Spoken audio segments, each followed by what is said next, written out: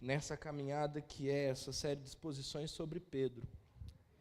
E é interessante que você vai perceber que até o meio do sermão a gente vai continuar falando de Jesus. Porque Pedro sem Jesus não é nada. Ou se você me permitir dizer, Pedro sem Jesus é apenas Simão. É o que a gente vai aprender hoje. Tá bom? Eu vou ler então e eu peço que você me acompanhe. Diz assim: no dia seguinte, João estava outra vez na companhia de 2 dos seus discípulos. E vendo Jesus passar, disse: Eis o Cordeiro de Deus. Os 2 discípulos, ouvindo dizer isso, seguiram Jesus. E Jesus, voltando-se, vendo que o seguiam, disse-lhes: O que vocês estão procurando? Eles disseram: Rabi, onde o Senhor mora? Rabi quer dizer mestre. Jesus respondeu: Venham ver. Então eles foram, viram onde Jesus estava morando e ficaram com ele aquele dia. Eram mais ou menos 4 horas da tarde.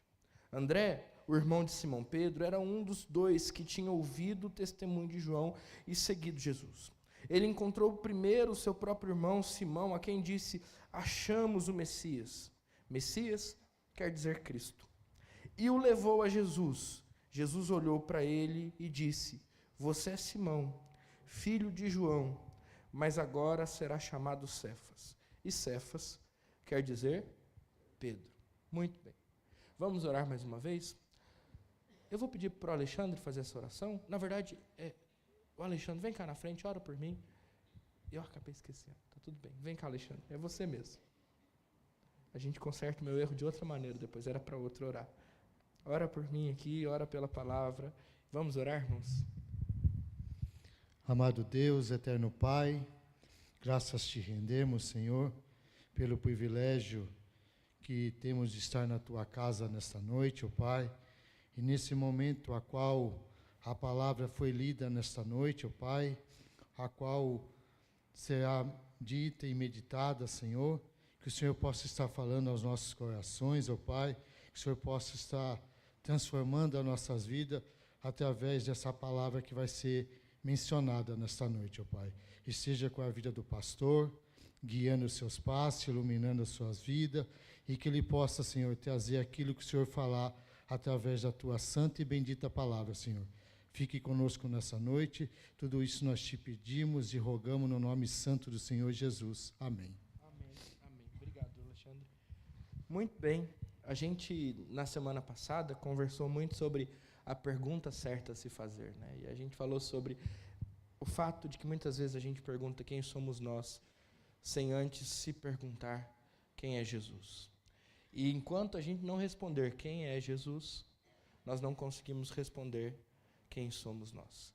Essa é a conclusão e o resumo da mensagem da semana passada. Nós aprendemos que Jesus é o Verbo, nós aprendemos que Jesus é a luz e nós aprendemos que Jesus é a vida, a âncora,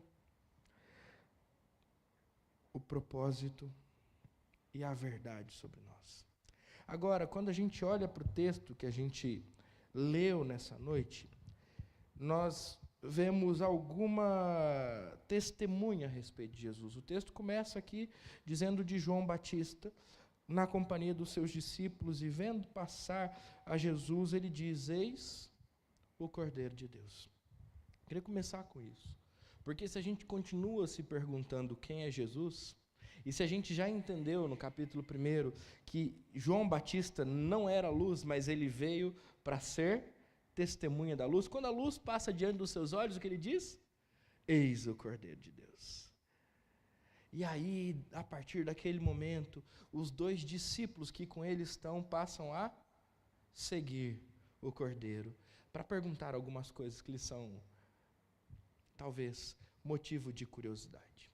Aqui a gente tem alguns ensinamentos muito importantes para nós. O primeiro deles é que se a gente continua se perguntando quem é Jesus, o texto está respondendo para a gente que Jesus é o Cordeiro de Deus. Mas se a gente se lembra do contexto, ou pelo menos da liturgia, quando João diz eis o Cordeiro de Deus, ele está fazendo referência a uma fala que ele disse num dia antes, 7 versículos para trás. Eis o Cordeiro de Deus, que tira o pecado do mundo. Quem é Jesus? Jesus é o Cordeiro de Deus que tira o pecado do mundo. E aqui a gente precisa entender uma coisa muito importante, para que a gente também entenda a partir de hoje quem somos nós. Jesus é o Cordeiro de Deus que tira o pecado do mundo. Quando João Batista fala isso, ele está fazendo referência a todo um sistema de sacrifícios que foi criado pelo próprio Deus, dentro do povo de Israel, que apontava para a necessidade de uma morte para o perdão dos nossos pecados. Então, desde o primeiro pecado, quando Adão e Eva pecaram, e então estavam escondidos de Deus no paraíso, então Deus apareceu a eles e perguntou, mas onde é que vocês estão? O que foi que vocês fizeram? E aí eles confessaram o pecado deles. Deus matou um cordeiro, fez com ele roupas e deu a eles, para que eles pudessem viver na presença de Deus. Se a gente continua lendo o texto bíblico, a gente vai ver momentos em que os patriarcas sacrificam a Deus animais. A gente pode voltar um pouco mais e ver a história de Abel e Caim, e ver que Deus se agrada da oferta de Abel, que é um animal morto, mas não se agrada da oferta de Caim, que nada tem a ver com esse sistema sacrificial. Continuando, nós vemos os patriarcas, Abrão, Isaac, Jacó, sacrificando a Deus em momentos de sua vida, momentos em que eles se encontraram com a presença de Deus, momentos em que eles estiveram diante do próprio Deus, então eles sacrificaram como um marco de sua história.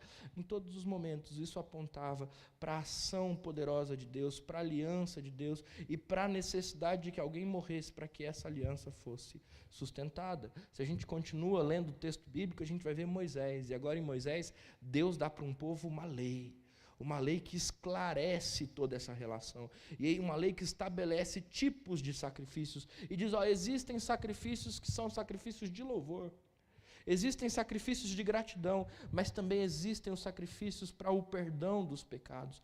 Então, quando você for pedir perdão pelos seus pecados, o ideal é que você leve diante de Deus um cordeiro sem defeito, sem mácula, e o sacrifique diante de Deus, para que então os seus pecados sendo confessados, você tenha eles perdoado, ou perdoados, melhor dizendo, pelo próprio Deus. A gente pode se lembrar da Páscoa, quando Deus estabelece a Páscoa no Egito.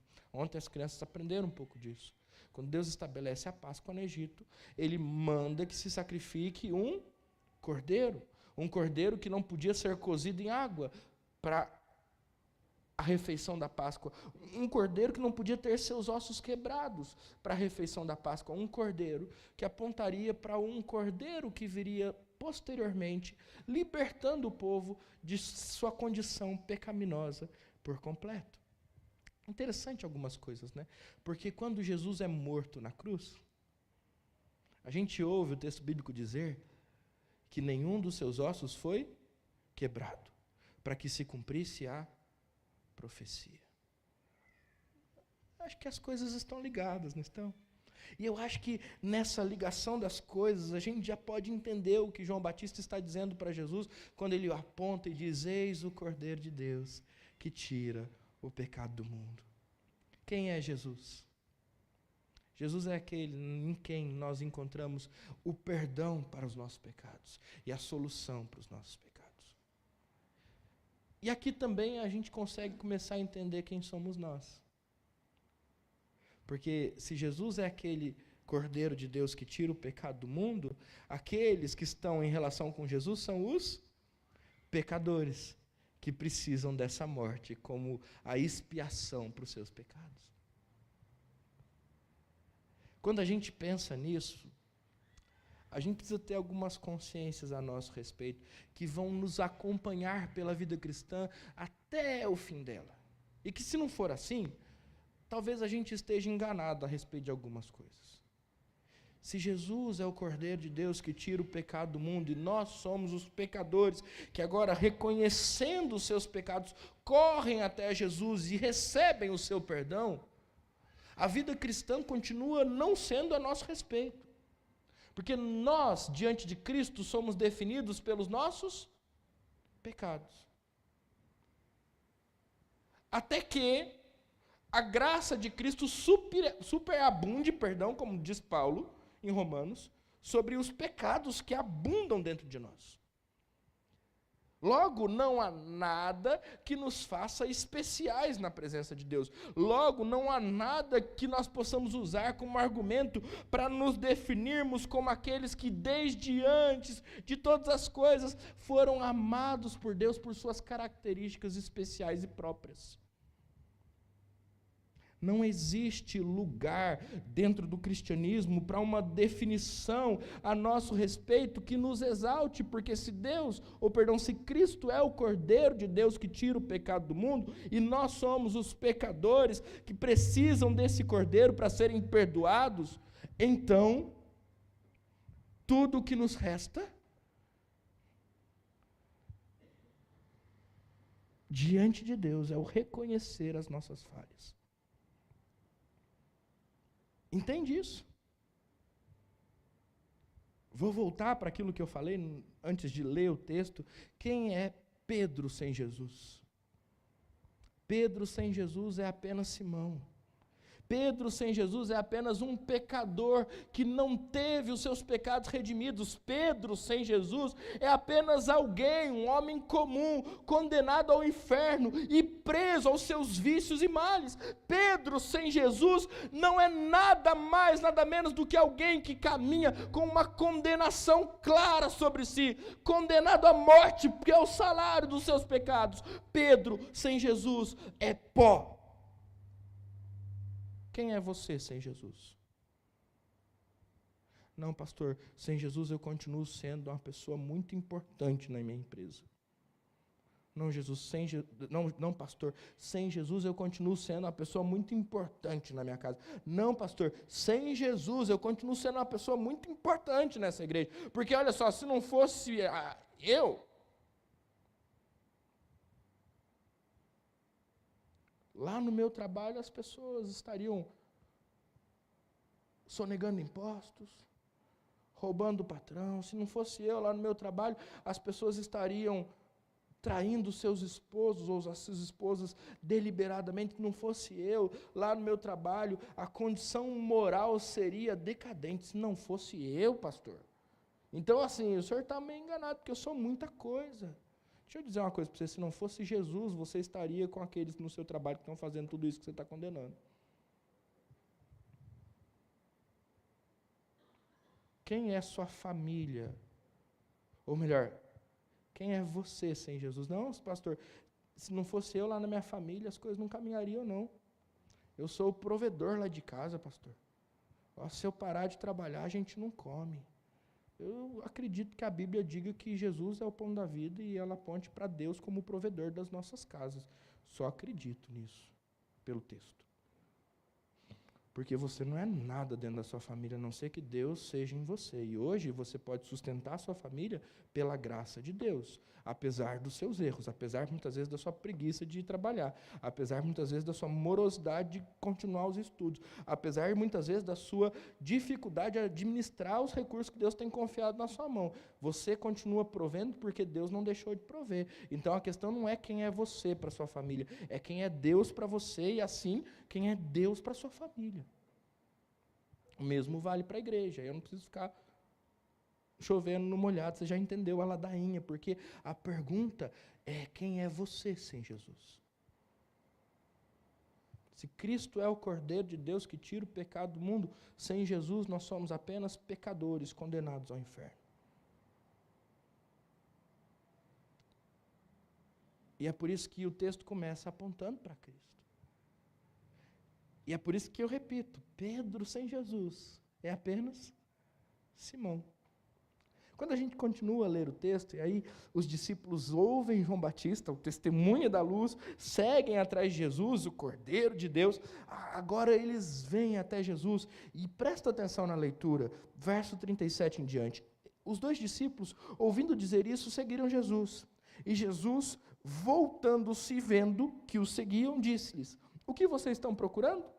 E eles disseram, Rabi, onde o senhor mora? Jesus respondeu, venham ver. Então eles foram, viram onde Jesus estava morando e ficaram com ele aquele dia. Era mais ou menos 4h da tarde. Alguém já ouviu isso de mim?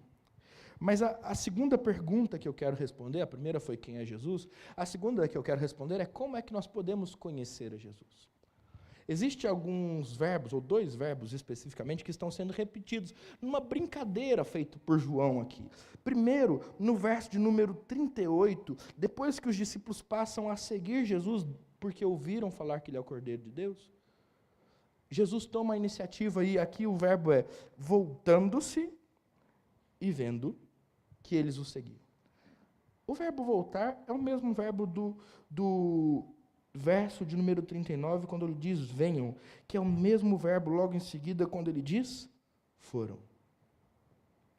Então Jesus se volta para eles, vai até eles e diz, venham ver. Primeiro Jesus vai e vê o que eles estão fazendo. Depois Jesus indo até eles e ver, escuta as suas perguntas, ou a sua pergunta, onde o Senhor mora, e eles então ouvem de Jesus, venham ver. Primeiro Jesus vai ver. Depois Jesus convida, venham ver. Depois os homens respondem, eles foram, viram, e aí o texto acrescenta mais uma palavra aí. Qual é a palavra? Foram, viram e ficaram. 2 coisas muito importantes. A ordem das atitudes ou das ações aqui são muito importantes, porque quem toma a iniciativa em percebendo que ele está sendo seguido é Jesus. É Jesus quem vai até os seus discípulos. Perceba, os discípulos de João, continuam sendo discípulos de João, estão seguindo Jesus apenas porque confiam no seu mestre. Quem é o mestre de André e do outro que está com ele? João Batista. E aí João Batista, o seu mestre, diz, olha, aqui está um caminho melhor do que o meu, aqui está um mestre melhor do que eu, sigam-no, ele é o Cordeiro de Deus. E agora, obedecendo João Batista, eles fazem o quê? Seguem Jesus, mas eles são capazes de chegar até Jesus e dizer, olha Jesus, a gente está aqui, queria ir lá na sua casa saber onde é que o senhor mora. Até agora eles não fizeram isso, talvez porque eles entendem que quem precisa tomar a iniciativa para essa conversa não são eles, mas é o mestre Jesus. E o que é que Jesus faz? Jesus se volta para eles e os vê. Como é que nós podemos conhecer quem é Jesus? Como é que nós podemos conhecer o Cordeiro de Deus que tira o pecado das nossas vidas? A resposta é, nós não podemos. A resposta é, nós não conseguimos. Essa conversa que nós precisamos ter com Jesus, não somos nós quem começamos. É Jesus quem rasga, ou para a história, melhor dizendo, rasga os céus e vem até nós, e voltando-se para nós, nos vê. E é esse mesmo Jesus que logo em seguida, no momento seguinte, ao nos ver, agora nos pergunta, o que é que vocês estão procurando? E percebam, André e o seu amigo não sabem responder a Jesus adequadamente. A gente só quer saber onde é que o senhor mora. É claro que essa pergunta ela tem uma intenção, mas essa intenção ainda está timidamente revelada no texto. E então Jesus responde para eles, venham ver.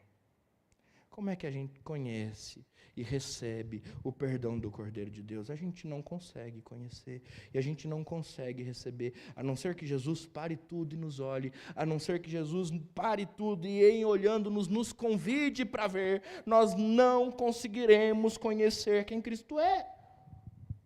Para nós é impossível atingir esse conhecimento. Para nós, a partir das nossas faculdades mentais, você pode fazer quantos cursos você quiser, de teologia, mestrado, doutorado, curso livre, curso reconhecido pelo MEC, curso não reconhecido pelo MEC, curso da Presbiteriana, curso da Batista, curso da Assembleia, curso de qualquer outra igreja. Você pode estudar com os rabinos judaicos para se aprofundar nas raízes da fé cristã, se você quiser. Não estou dizendo que você deve, só estou dizendo que você pode. Mas enquanto você não entender que você não é capaz de conhecer a Cristo, a menos que Ele se revele a você, você não entendeu o cristianismo. Você não entendeu a fé cristã. Nós precisamos que o Cordeiro de Deus pare tudo que ele está fazendo, olhe para nós e nos convide, porque só assim nós acessaremos a sua presença. Nós não conseguimos chegar até lá. Tudo o que nós leremos agora no verso 39 é uma resposta à ação de Cristo. E não uma atitude autônoma, independente, altamente responsável dos discípulos. Há responsabilidade nela, mas ela é apenas uma resposta ao convite de Jesus. Você entende que há graça nisso? Porque muita gente é revoltado com essa verdade bíblica que nós defendemos, de que nós não conseguimos enxergar Jesus até que ele se mostre para nós, de que nós não conseguimos conhecer a Deus a não ser que ele se revele, que nós não conseguimos alcançar o perdão a não ser que ele seja concedido. Você entende que isso é graça? Porque a primeira parte da afirmação, ela não é uma possibilidade, ela é uma realidade. Nós não conseguimos, pelas nossas forças, conhecer a Deus. É impossível para nós. Nós somos totalmente depravados. Não há em nós capacidade que resta depois do pecado, nos permitindo chegar até Deus. Não há. E então, a não ser que Deus pare, a não ser que Deus se volte, a não ser que Deus veja em Cristo Jesus, a não ser que Deus se aproxime e diga, agora você venha ver, eu não consigo enxergar. É por isso que muitas vezes no meio cristão, a gente usa a expressão para alguém que está longe dos caminhos de Deus, dizendo, essa pessoa está perdida. Estar perdido não necessariamente é estar na balada, como os jovens às vezes usam, está perdido na balada, usando droga, bebendo. Não, estar perdido é não conhecer a Deus, porque só consigo responder qualquer outra pergunta se eu responder quem é Deus. E a gente precisa ter uma conversa séria sobre isso aqui agora. Porque a gente, às vezes, no nosso legalismo, diz que quem está perdido é quem está enfiado em dívidas. A gente diz que quem está perdido é quem está enfiado em drogas, que quem está perdido é quem está enfiado numa vida de dissolução moral. Mas sabe quem é que está perdido? Todos aqueles que estão achando que conseguem sozinhos, sem Jesus. E que estão mantendo uma vida moral impecável, porque não querem depender de Jesus. Aquele que tem uma vida moral e ainda tem dinheiro para bancar todas as suas escolhas, esse está perdido, sabe por quê? Porque não enxerga a sua necessidade de Jesus. E aquele que diz, eu não preciso do dinheiro, porque eu encontrei na simplicidade a alegria da vida, eu sou uma pessoa minimalista e quero viver com pouco, também está perdido, porque não enxerga que precisa de Jesus. Não só aqueles que estão com os pecados, como diz um amigo meu, saltando aos olhos, mas todos aqueles que não reconhecem a sua dependência de Jesus estão tremenda e terrivelmente perdidos. Por quê? Porque nós só estamos aqui porque reconhecemos que não conseguimos chegar até Deus. Não conseguimos conhecer a Deus com a nossa mente limitada e dominada pelo pecado.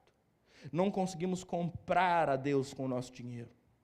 Não conseguimos conquistar a Deus com a nossa simpatia. Porque não fomos nós que nos aproximamos dele. Foi ele que se aproximou de nós. Foi ele que se voltou e viu. Foi ele que nos chamou para vir e ver. E a partir desse chamado, aí sim, nós pudemos responder. E qual é a resposta dos discípulos? Eles foram, viram e ficaram. E aqui agora eu tenho que dizer outra coisa. Meu irmão, não adianta só vir e ver, tá? Tem que vir, ver e ficar. Você pode estar dizendo que eu estou mal intencionado, querendo que você vire membro da igreja. Posso até estar. Mas é brincadeira essa parte.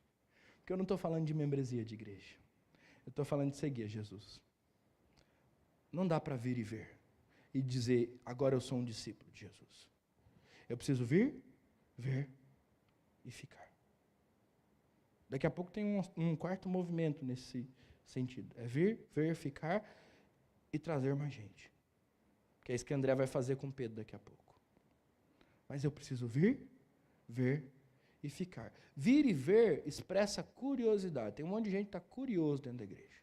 Tem um monte de gente que não está aqui porque se encontrou em Cristo Jesus. Está aqui porque é curioso, está aqui porque quer ver as coisas acontecendo, está aqui porque está numa busca, e está tudo bem estar numa busca. Mas deixa eu te dizer uma coisa, em Jesus essa busca termina. E em Jesus nós somos convidados não a vir e ver, mas a ficar, para que Ele seja tudo para nós. A diferença está na permanência. Porque a permanência faz com que a curiosidade se torne compromisso. A permanência faz com que a curiosidade dê lugar à fidelidade. A permanência faz com que a curiosidade saia de cena para que os vínculos afetivos e piedosos comecem a ser construídos. A diferença está, meu irmão e minha irmã, na nossa decisão de ficar no lugar onde Jesus nos trouxe. No caso de André e seu amigo, nós estamos falando da casa onde Jesus morava.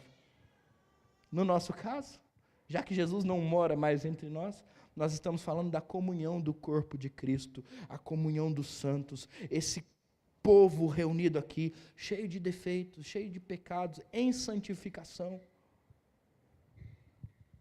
Esse lugar onde nós devemos ficar e fazer morada, o lugar da presença de Deus. Quem é Jesus? Jesus é o Cordeiro de Deus, que tira o pecado do mundo, e nós somos os pecadores que precisam ser perdoados. Como conhecer a Jesus? Nós não conseguimos, a não ser que Ele se revele a nós, a não ser que Ele veja e venha até nós, a não ser que Ele nos convide, venham ver, e a não ser que nós agora, respondendo ao seu convite, indo, vendo, permaneçamos, nós não conseguiremos conhecer a Jesus de fato. Terceira pergunta, o que o conhecimento de Jesus faz com a gente? Eu disse, agora é só um parêntese, porque eu não quero dar ênfase nisso, o movimento não é só vir, ver e ficar. O movimento é vir, ver, ficar e trazer mais gente. É isso que André faz. André, o irmão de Simão Pedro, estou lendo o versículo 40, era um dos dois que tinham ouvido o testemunho de João e seguido Jesus. Ele encontrou primeiro o seu próprio irmão, a quem disse, achamos o Messias. E Messias quer dizer Cristo. E o levou a Jesus. Jesus, o verbo ver está aqui presente, não está? Olhou para ele e disse. E agora Jesus diz uma coisa diferente, né? Agora não é venha ver. Jesus faz uma coisa a mais. Ele diz, você é Simão, filho de João, mas agora será chamado Cefas, e Cefas quer dizer Pedro. O movimento é quádruplo. Ver, vir, ver, ficar e chamar outros para ver também. Entendeu isso? Não dá para ficar, acampar e não servir. Não dá para ficar, acampar e não sair para chamar outras pessoas para aqui estar. Não é um movimento saudável. Senão a gente vai achar que isso aqui é um clube que nos protege do mundo. Todos os nossos ministérios, os nossos departamentos, todas as nossas sociedades internas, melhor dizendo, estão aqui para servir a missão. Nós somos aqueles que vieram, viram, ficaram e agora estão fazendo o quê? Eternamente sentado no banco esplêndido? Não, chamando outros para ver. Entendeu isso? Agora, o que é que o conhecimento de Deus produz em nós? O conhecimento de Deus, produz em nós uma mudança profunda. André diz a Pedro, olha, achamos o Messias. E Pedro, então, se interessa por isso. Agora, Simão se interessa por isso. E o segue até Jesus. E quando Jesus o vê, agora ele diz, olha só, você é Simão, você é filho de João, mas agora você será chamado Cefas. Eu queria te convidar a pensar algumas coisas importantes que acontecem no texto bíblico. Porque esse negócio de mudar nome é uma coisa que Deus gosta, não é? De fazer. Se a gente lembra lá de Gênesis, a gente pode começar com Abrão. Eu estou dizendo Abrão, não estou dizendo Abraão. Né? Que Abrão, os meninos estão anotando aí, os meninos que ganharam um caderninho para preencher, tem uma atividade dessa aí, eu vou te ajudar agora a preencher ela, tá bom? Abrão significa pai grande. O que já pode ser uma coisa muito bonita, mas era irônica, porque Abrão não tinha filhos. Mas Abraão significa pai de povos e de nações. E foi exatamente nisso que Deus transformou Abraão, dando para ele Isaque. Sarai significa estéril, mas Sara significa fértil. E foi exatamente isso que Deus fez com Sara, ao fazer com que ela engravidasse de Abraão, o pai das nações. Porque Deus não muda apenas nomes, meus irmãos, Deus muda vidas. Porque Deus não muda apenas a nossa identidade, o nosso RG, a nossa certidão de nascimento. Deus muda o nosso coração. E a mudança de nome é um anúncio daquilo que Deus está fazendo em Pedro, em Abraão, em Sara. Mas eu quero ir além. Eu quero te lembrar de Jacó, o enganador, que depois do seu encontro com Deus se transformou em Israel, o príncipe de Deus. Eu também posso te lembrar de Oséias, significa salvação. E essa eu não sei se você sabe de cor, mas Oséias, um dos 12 espias que foram à terra prometida, teve o seu nome mudado para Josué, que significa Javé, Jeová, o nome de Deus é a salvação. E aí eu não sei se você sabe, mas Josué é o equivalente hebraico para o grego Jesus. Jesus. Deus é a salvação. Porque é exatamente isso que Deus está fazendo quando Ele permite que Moisés mude o nome de Oséias para Josué, anunciando que Ele é a salvação. Simão significa inconstante. É um pouco mais parecido com o que a gente vê de Pedro nos evangelhos, né? Alguém que vai lá, sai do barco e de uma maneira muito heróica, eu diria, se você me entende, homérica, anda por sobre as águas e de repente está afundando. Tem constância nisso? Alguém que diz para Jesus, olha, por você eu darei a própria vida, e 2 dias depois está ali no pátio da casa de Anás, dizendo, não era eu que estava com ele. Alguém que está pronto, ou diz estar pronto para muita coisa, mas que não compreende o básico da fé cristã. Simão significa inconstante, e Simão descreve a condição pecaminosa de Pedro perfeitamente. Mas Pedro significa rocha. E Pedro descreve o que Deus está fazendo com Simão. Uma última, Saulo descreve um homem grande, poderoso, cheio de lauréis, né? Sinais da sua vitória, cheio de boa formação, alguém com destaque sentado aos pés de Gamaliel. Paulo descreve um homem pequeno, humilhado, diminuído, exatamente o que Deus está fazendo com Saulo, o perseguidor da igreja. Porque Deus, meus irmãos, não está apenas mudando o nome de Simão. Ele está transformando a sua vida. E é isso que acontece quando nós conhecemos a Jesus. Nós não apenas descobrimos quem nós somos, mas nós somos transformados naquilo que Deus quer que nós sejamos. Você entendeu? Deixa eu fazer um parênteses muito importante aqui. Porque a gente vive num mundo onde me parece que apenas a psicologia nos basta. Esse lugar onde nós vamos para descobrir quem somos, para fazer as pazes com a nossa história, com o nosso passado, para entender os gatilhos da nossa ansiedade ou qualquer outra coisa que você possa me dizer. E a psicologia é importante, eu diria, porque muita gente carece de falta de conhecimento de si mesmo. Mas a psicologia não é suficiente, porque Jesus é aquele que vai além da psicologia. Eu vou repetir o que eu acabei de dizer. Em Jesus, nós não apenas conhecemos quem somos, mas nós somos levados à transformação que Ele está produzindo em nós.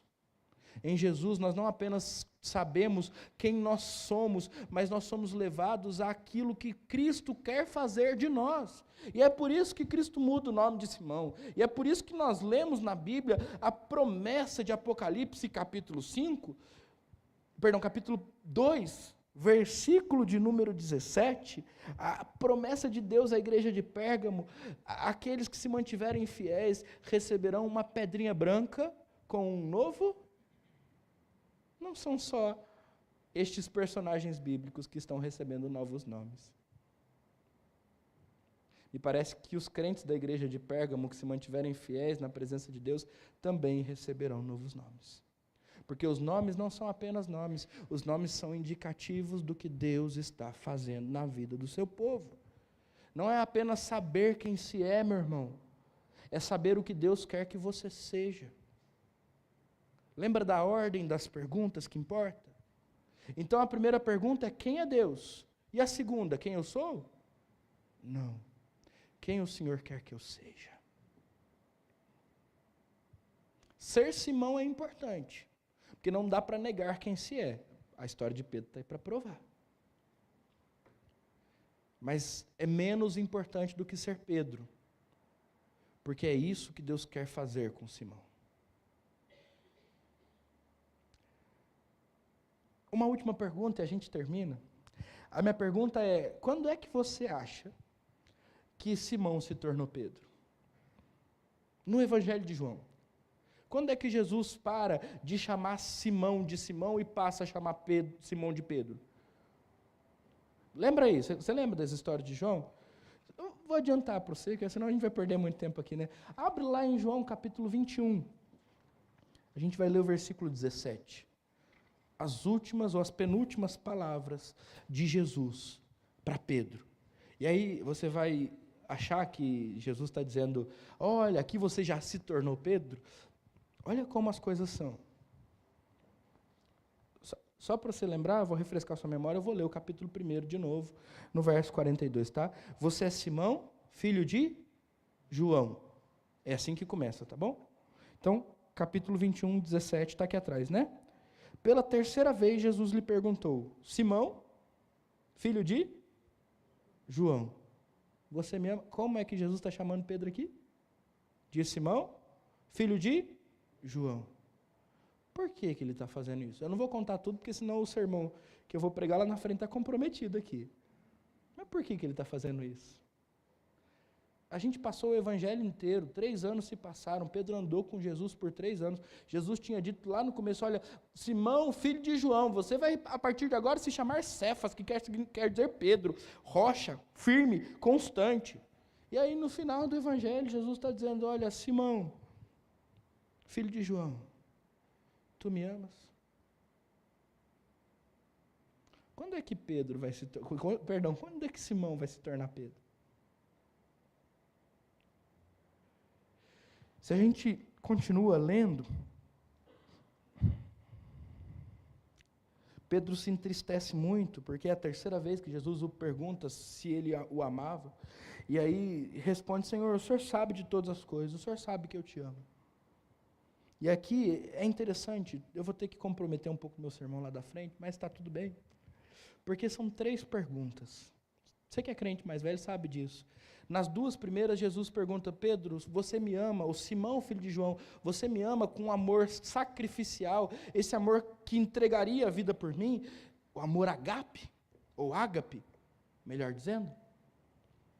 E Pedro responde: Jesus, eu te amo, com um amor filéu, o amor que iria para o Senhor num campo de futebol, iria com o Senhor num campo de futebol agora para a gente jogar uma bolinha.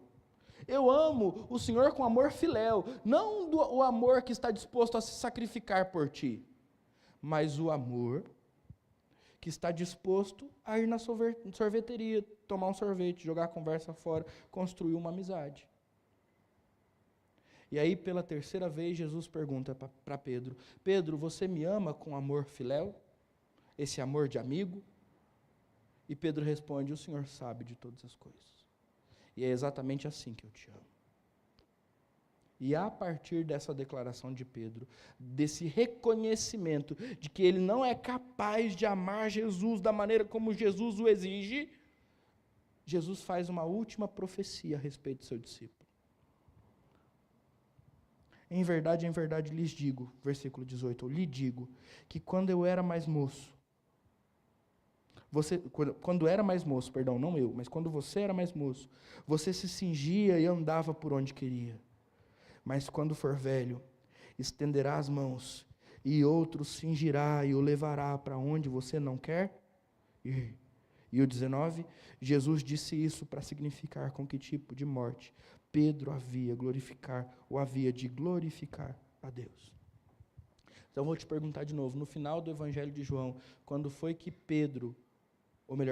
Simão se tornou Pedro? A resposta é, ele ainda não se tornou. Ele ainda vai se tornar. Pedro é um moleque. Jesus está dizendo, olha, quando você é novo, você vai para onde você quer, se veste da maneira que você quer se vestir. Mas quando você se torna velho, maduro, experiente, outra pessoa passa a te vestir. E quando outra pessoa passar a te vestir, então Pedro, e aqui Jesus chama ele de Pedro, você me glorificará. Porque o que Deus está fazendo em nossas vidas, ao mudar o nosso nome, leva tempo. Quanto tempo? Todo o tempo. O que Deus está fazendo ao mudar as nossas vidas leva tempo. E eu vou repetir a mesma coisa que eu acabei de dizer. Quanto tempo? Todo tempo. Porque o Deus que muda as nossas histórias, ao na nossa conversão nos dizer, olha, você é assim, assim, assado, mas eu estou fazendo de você isso aqui e ali. Você é você é Simão, inconstante, falho, pecador, mas eu estou fazendo de você Pedro, rocha, firme, inabalável. Quando, Jesus? O tempo todo.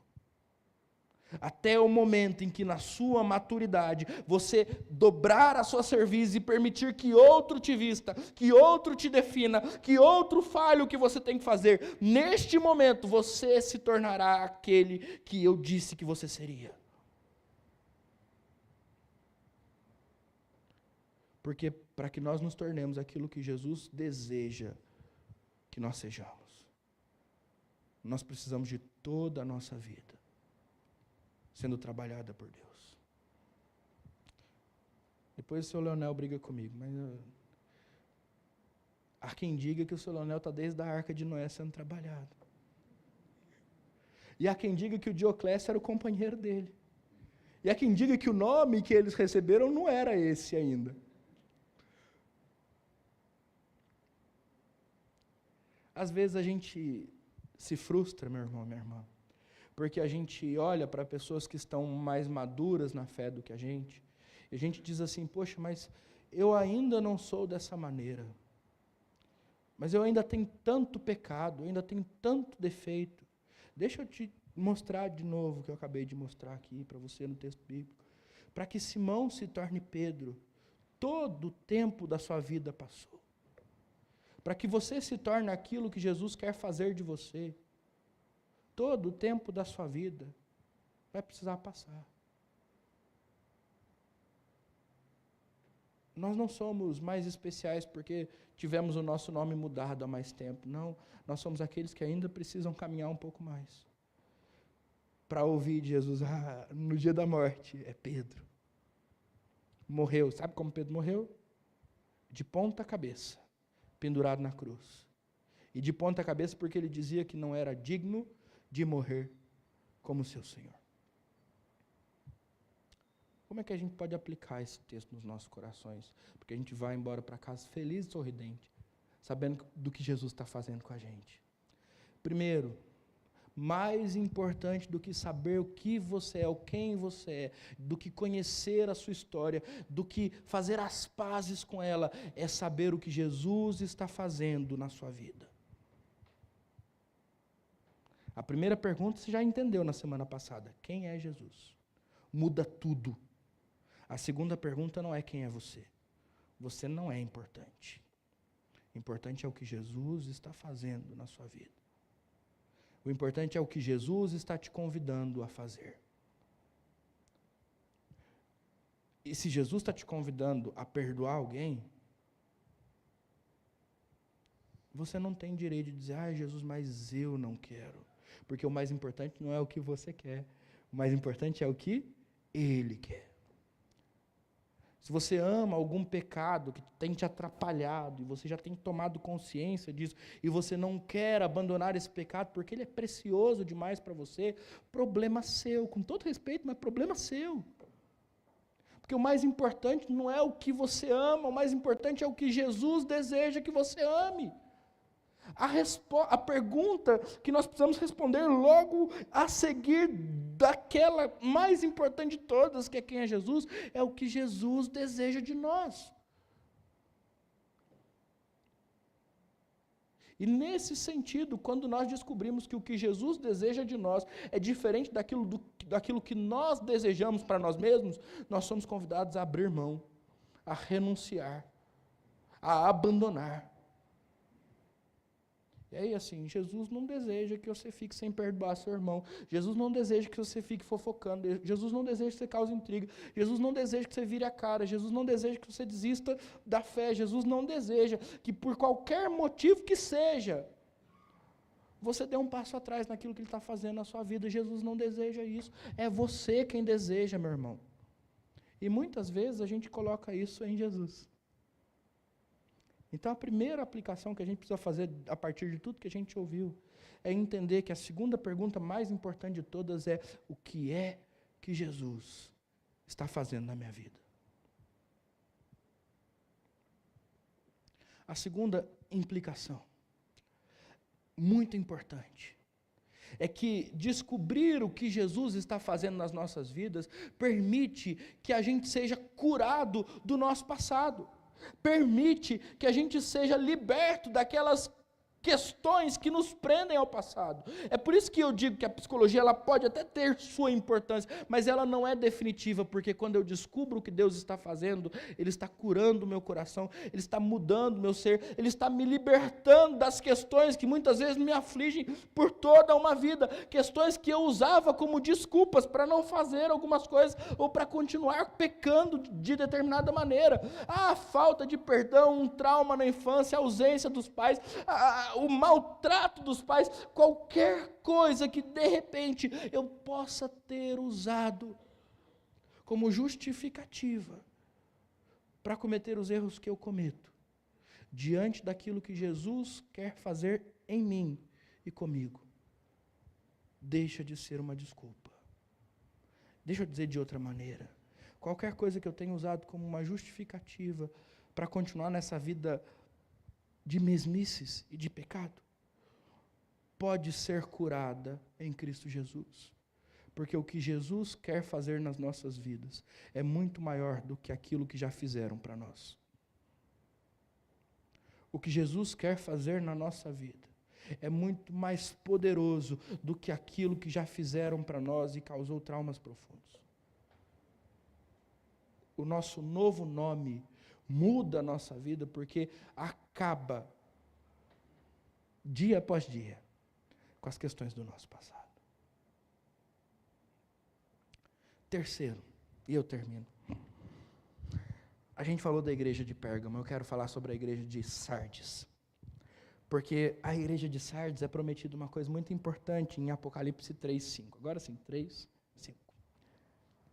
O vencedor será assim vestido de vestiduras brancas, e de modo nenhum apagarei o seu nome do livro da vida. Pelo contrário, confessarei o seu nome diante de meu Pai e diante dos seus anjos. Há duas promessas muito importantes para nós, relacionadas ao nome que Deus está nos dando. Primeira, nosso nome, nosso novo nome, aquele que nos foi dado numa pedrinha branca, está escrito no livro da vida. Quando Jesus se aproximou de Pedro e disse: olha, Simão, filho de João, a partir de agora, você se chama Pedro, naquele momento, independente das suas inconstâncias, o seu nome estava escrito no livro da vida e ele não seria apagado, nunca mais. Mais do que isso, o nome de Simão foi confessado por Jesus diante de Deus, e quando Deus disse, ele disse, Pedro, e não Simão. Porque foi a Pedro que Jesus chamou. Não há segurança maior do que reconhecer e se entregar àquilo que Jesus quer fazer nas nossas vidas. Porque ao dar a nós, a cada um de nós, um novo nome, Deus está confessando esse nome diante do Pai, garantindo o nosso destino eterno, dando-nos da presença de Deus. Aí você lembra, foram, viram e ficaram. Com esse novo nome a gente pode ficar na presença de Deus para sempre. Com esse novo nome a gente pode desfrutar da glória de Deus para sempre. Com esse novo nome, o nosso nome sendo confessado nos céus, então, aquele lugar é o nosso lugar. O reino de Deus é o nosso reino. Deixa eu te contar uma história e a gente termina. Eu estava mais ou menos na 5ª série, hoje é o 6º ano, e a professora pediu para a gente descobrir o significado do nosso nome. E aí eu fui, acho que minha mãe já tinha falecido, inclusive. E aí eu fui pesquisar, né? O meu nome é bíblico, é João Paulo. Aí eu fui, o pastor da igreja, ô pastor, qual é o significado do meu nome? E ele disse, olha, tem 2 possibilidades. Eu olhei aqui, não foi na internet, ele devia ter um dicionário de nomes, porque naquela época não tinha internet ainda. Ou se tinha, o pastor da igreja era velho demais para usar, porque eu sei que ele foi num dicionário de nomes. Ele disse, olha, tem 2 possibilidades. A primeira é que o seu nome pode ser uma homenagem ao Papa. Eu falei, não é essa, porque minha família é presbiteriana, protestante, não vai ser. E a segunda é, o seu nome significa pequeno presente de Deus. Eu falei, poxa, era isso que minha mãe achava de mim? Foi isso que ela pensou a meu respeito quando ela escolheu o meu nome, pequeno presente de Deus? E mesmo não tendo mais minha mãe comigo, eu falei, poxa, minha mãe me ama, me amava, me amou. Quando ela olhou para mim, eu não tinha feito nada ainda, nem chorado, ela falou, pequeno presente de Deus. Eu falei, uau. Mas eu sei que o nome que Jesus vai me dar no céu é ainda mais doce, ainda mais sublime. Porque o amor de Jesus por mim é muito maior do que o amor que a minha mãe, falha, pecadora, teve na minha história. Qual é o nome que Jesus vai chamar quando chamar por você naquele último dia? Se você me permitir dizer, o que é que Jesus está fazendo na sua história? Naquele momento, talvez, voltando lá atrás hoje, Jesus está me mostrando que a história da perca, ou da perda, melhor dizendo, da minha mãe não me define. Mas o seu amor por mim me define. Ele está fazendo o João Paulo, o pequeno presente de Deus para Mércia, se tornar um filho amado do Pai. E assim, eu não preciso mais ser definido por a perda da minha mãe, ou pela perda da minha mãe. Eu posso ser definido pela morte de Cristo no meu lugar. Como é que você define sua história? O que o seu nome revela a seu respeito? Mas, acima de tudo, o que é que Jesus está fazendo com você? Como é que Ele vai te chamar no último dia? Qual é o nome que Ele vai confessar diante do Pai? Posso orar por você? Vamos orar juntos? Senhor, nós te adoramos, nós te bendizemos, nós te exaltamos, porque o Senhor é o Cordeiro de Deus, o Senhor Jesus é o Cordeiro de Deus, que tira o nosso pecado. Nós somos pecadores, nós somos falhos.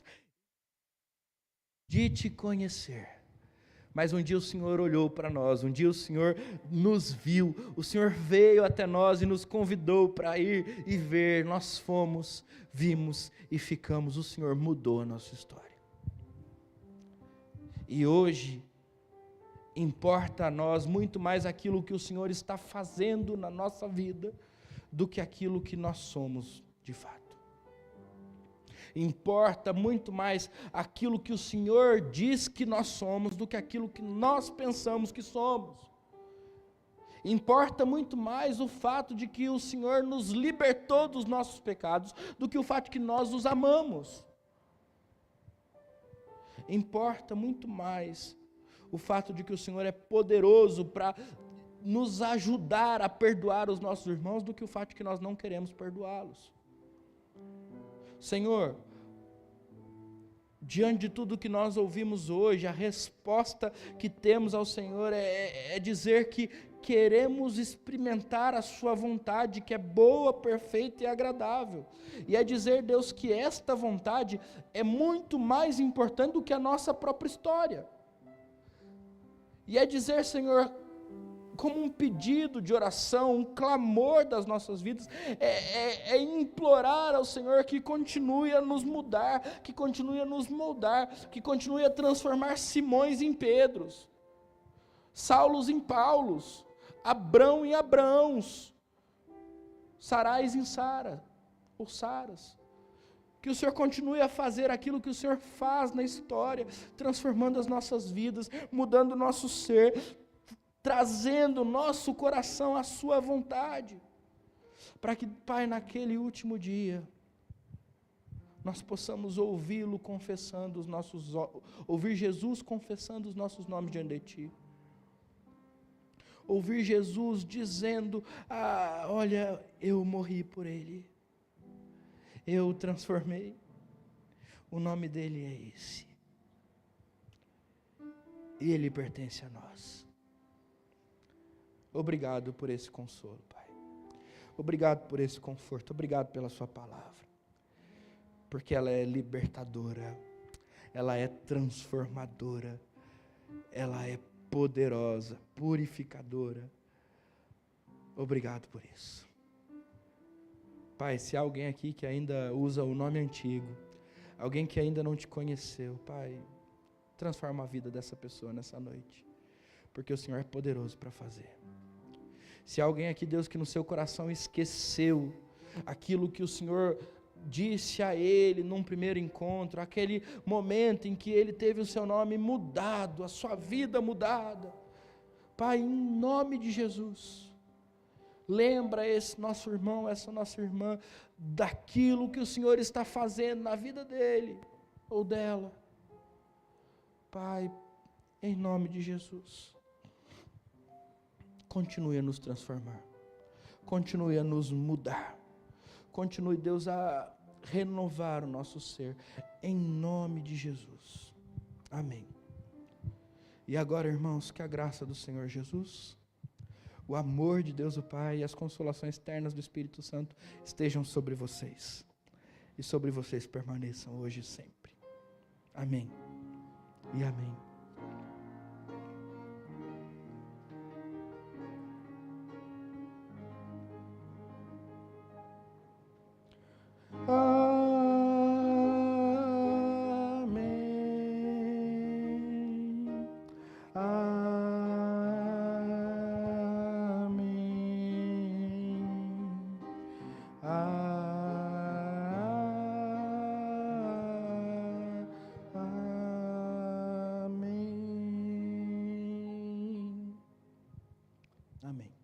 Deus te abençoe.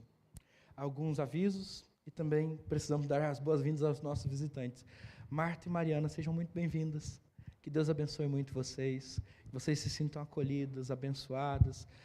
Que Deus tenha falado ao coração de vocês. É um prazer tê-los aqui. Tá bom? Voltem sempre. E a gente vai conversar ainda durante a semana. Tá bom?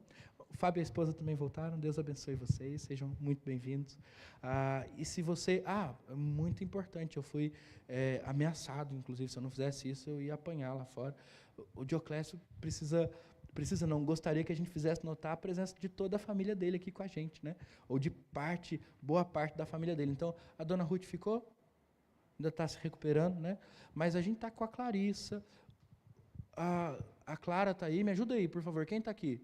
A Clara está lá embaixo, a Clarissa, chegaram da Irlanda ontem e estão aqui hoje para comemorar com o pai todas as vitórias que eles têm, para agradecer a Deus, para buscar a Deus. O Eber está aqui, coisa boa te ver, Eber, a gente já esteve junto hoje, mas bom ver você aqui. O Kleber também, então Deus abençoe vocês. A casa é de vocês, vocês sabem disso. E o Dioclésio está muito feliz, a gente está muito feliz também com a presença de vocês aqui, tá bom? Alguns menos, outros mais, mas aí depois a gente resolve isso, tá bom? Algumas a gente despacha para a Irlanda logo de volta, né? Tá tudo bem. É brincadeira, gente. A amizade é assim, a gente pode brincar um com o outro, né? Agora, vamos lá aos avisos importantes. Semana que vem, dia 2 de março, às 5 horas da tarde, nós temos o aniversário da nossa SAF. Pastor, o que é SAF? Sociedade Auxiliadora Feminina. As mulheres da igreja, tá bom? Então, nós estamos comemorando o nosso aniversário e as mulheres estão convidadas para um tempo especial de comunhão e palavra aqui na igreja, às 5 horas da tarde. Pastor, que mulheres? Todas as mulheres da igreja, tá bom? Mas eu preciso ser sócia da SAF para participar? Não, você precisa ser uma mulher, se sentir convidada e vir. As sócias estão convocadas, né? A gente gostaria que todas as sócias viessem. É claro que a gente entende, uma ou outra que não puder, mas as sócias estão convocadas, as mulheres convidadas para essa reunião especial. Tudo bem? Segundo aviso, e a gente termina. A gente tem as imagens do Congresso de Crianças aqui. Obrigado, olha que coisa bonita. Queria, inclusive, agradecer a equipe de comunicação que fez para a gente. O Congresso de Crianças é o primeiro congresso que nós estamos organizando, se chama Terra dos Sonhos. Ele está baseado lá no texto de Zacarias, se eu não me engano, de minha cabeça pode falar, é Zacarias 8:5, quando o profeta diz que as praças da cidade se encherão de meninos e meninas que nelas brincarão. Então, você já sabe, qual é a Terra dos Sonhos? É a terra que Deus está construindo para nós. Nessa terra onde as nossas crianças brincarão. E aí, nesse momento, pode passar o próximo, a gente vai ter o palhaço chulingo com a gente, com as nossas crianças. Deixa eu te explicar uma coisa. Nós queremos que este momento seja um momento entre pais e filhos. Então, é para você vir com seu filho, sentar com ele aqui para a gente aproveitar esse tempo. Mas eu não tenho filho, pastor, mas eu tenho netos. Traga os seus netos. A ideia é que a gente encha a igreja com as nossas crianças e que a gente convide mais crianças para ouvir a palavra de Deus. Olha só que interessante. Os temas das duas mensagens que ele vai trazer para a gente. O novo coração e o caminho para o céu. É uma mensagem evangelística. Então, nós gostaríamos que as nossas crianças e que outras crianças pudessem ouvir o evangelho através do palhaço chulingo. Até porque, para entrar na Terra dos Sonhos, a gente precisa de um passaporte. Qual é o passaporte? A fé. É Cristo Jesus. Não tem outro jeito. E aí, para completar, no sábado, durante o dia, nós vamos ter 3 workshops muito importantes. O palhaço chulingo, na verdade, é o reverendo Vinícius. Reverendo Vinícius é o secretário nacional do trabalho da infância da nossa igreja. Então, é o responsável maior pelo trabalho das crianças na Igreja Presbiteriana do Brasil. E aí ele vai dar um workshop sobre a arte de contar histórias bíblicas para crianças. Ele tem formação em artes cênicas, ele é um excelente pregador para crianças, né? Então, é o primeiro workshop que nós vamos ter. O segundo, o reverendo Rafael Diedrich, que é pastor da Igreja Presbiteriana de Alphaville, pastor de crianças. Ele tem um personagem também que é o palhaço Girafael. Ele não vai vir fazer esse personagem, mas é uma pessoa também talentosíssima e muito querida. É o nosso secretário do sínodo do trabalho da infância. Então, nós estamos tudo dentro de casa, né? Ele vai vir para falar sobre o ministério criativo para atuar com crianças. E a Ângela, que é a esposa do reverendo Vinícius, vem com ele e ela vai falar sobre o cuidado das emoções das crianças. Então, são esses 3 workshops que nós vamos ter. Para quem eles são direcionados? Para todos aqueles que gostariam de participar ou de trabalhar com crianças na nossa igreja ou em outras igrejas de onde fazem parte. Então, esse evento ele está aberto para outras pessoas. Nós não podemos trazer pessoas que têm autoridade para falar sobre isso e aproveitar só para a gente. Então, a gente precisa fazer disso um evento que alcance as outras igrejas do presbitério e, de repente, você conhece alguém que gostaria de participar disso, você pode convidar também. Pastor, vai ter custo? 0 custo. A única coisa que a gente vai ter custo é para almoçar entre um workshop e outro. E aí a gente vai falar sobre isso na semana que vem. Tudo bem? Dias 8 e 9 de março. E aí traz o filho, traz o neto, vem com ele. As 2 programações para as crianças vai ser no domingo, perdão, na sexta e no sábado à noite. Vai ser uma bênção e a gente vai poder desfrutar disso com muito carinho, muita alegria, tá bom? Orem por esse evento e vamos participar disso para a glória de Deus. Isso, a gente vai colocar no grupo de avisos, vai fazer uma postagem no Instagram e amanhã já coloca também no grupo de aviso. E para o workshop precisa fazer a inscrição, a gente vai colocar o link. Tudo bem? Então, que Deus abençoe vocês, tenham todos uma boa semana. Eu espero os irmãos à porta para cumprimentá-los.